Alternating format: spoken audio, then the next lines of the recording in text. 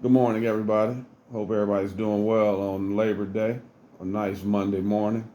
Yeah, I thought I'd come on here earlier to talk about some of the stuff that's going on today in sports. Mainly what's been going on with the WNBA lately. And I'm just going to be honest and be frank about it. Earlier in the year, I was posting that Caitlin Clark was stat padding her rebounds. And I mean it. And I stand by that. If you can prove me wrong, show me. But I'm sure you can't prove me wrong. At one point, she was throwing. Whoever she was guarding on the perimeter, they would throw the ball into the low post or the mid post area. Caitlin would turn her back completely from the person she was guarding.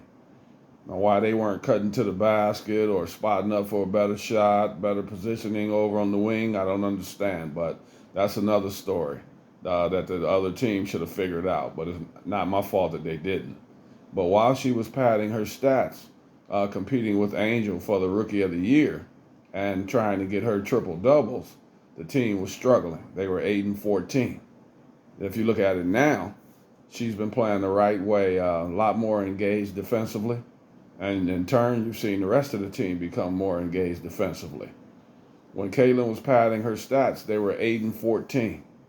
And if you look at it now, she's playing the right way. She's more engaged defensively, and it's filtered down to the rest of the team. And now they're 9-2 in their last 11 games, 7-1 since the All-Star break. And that's not a coincidence. You play for the team, you get good results. You play for yourself, you get mediocre to bad results. And now you look at the Chicago Sky. They've lost 6 games in a row. You look at them the other night when they played the Fever. They were down 25 points with less than 4 minutes left. Teresa Weatherspoon, for whatever reason, decides to leave Angel in the game so she can pad her stats. And I don't like to see that kind of basketball because it sets a bad precedent for the young people. It's not what the game is about. It taints the game. And Teresa, I'm kind of disappointed in her because she's played this game at a very high level. And to focus more on one player's individual statistics at the expense of the team, I think is wrong. I don't think it's wrong. I know it's wrong. So you look at it now, they're going backwards. They're on a backwards spiral. They've lost 6 games in a row, but Angel is getting her double doubles. And that seems to me not the right way to play the game. She's more focused on trying to break the records of Sylvia Fowles and Tina Charles with double doubles and offensive rebounds and that kind of stuff. But it's at the expense of her team. And it filters down to the rest of the team because you can't fool the rest of your team when you're only playing for yourself. When you're looking up at the scoreboard, Angel had 5 points and 7 rebounds with less than 4 minutes to play. Now, why she's still in the game, I'll never understand, but I do understand. It's about her stats. And I'm going to say this about Neil, name, image, and likeness. I love that they have Neil now because it gives these young people an opportunity for some financial gain. What I don't love about Neil is there are players out there that are being allowed to play for their stats so that they can grow their brand. Growing your brand is okay as long as you're being true to your team.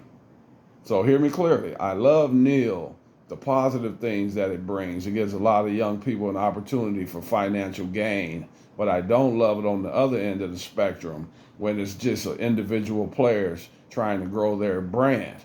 And they're being allowed to do that by coaches that should know better. You cannot fool the players on your team when you're playing for your stats. Are they significant stats? Stats that are impacting winning? That's the only thing this game is about. Chicago's going backwards. And I'm hoping they can get it fixed as we go down the stretch, the last 7 games of the season, 7, 8 games.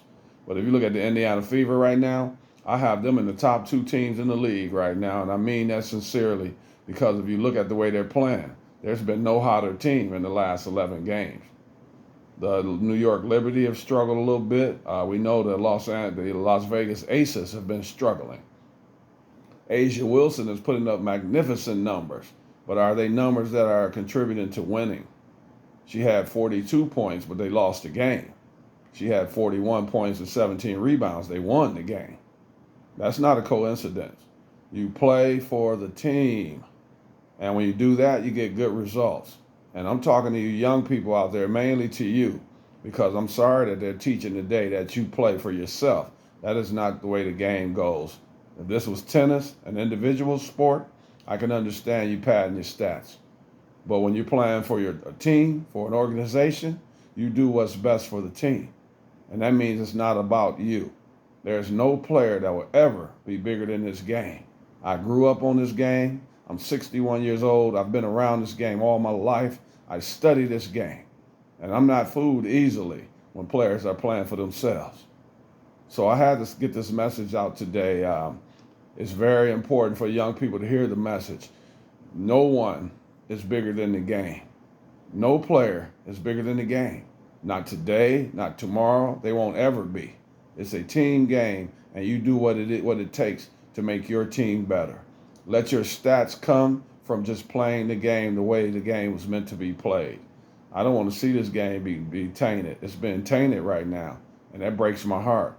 But we got to get back to doing what's right, and that's playing your heart out, being true to your team, and doing what's best to give you the best opportunity to succeed in the future. Yeah, I had to get this out this morning. It's not to offend anyone, but I get offended when I'm watching this stuff that's going on today. Stat padding over winning. I'll never accept that. That's not the way the game was meant to be played. Everyone stay safe out there. I hope you have a fantastic Labor Day. I'll talk to you again soon.